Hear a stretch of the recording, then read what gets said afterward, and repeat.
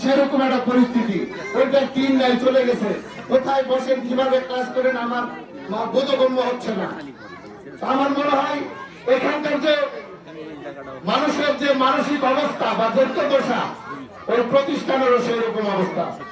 আজকে একটা সুযোগ ছিল আপনাদের দাবি করবার।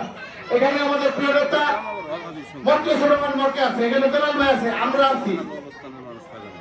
আমাদের দীর্ঘদিন একটি স্বৈরাচারী সরকার এখানে ছিল বাংলাদেশে, কোনো কাজ হয় নাই। এখন যেহেতু স্বৈরাচার ফ্যাসিবাদের পতন হয়েছে, আগামী সংসদ ইলেকশন হলে বিএনপির একটি সম্ভাবনা রয়েছে, এটি কোনো সন্দেহ নেই।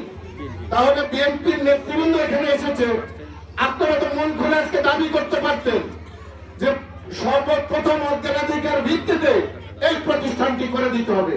সেই সুযোগটাও তো আপনারা নিলেন না। যাই হোক, আমি মাগরিবের সময় সমাগত, তারপরেও বলি যেহেতু আমাদের দায়িত্ব নিতে হয়।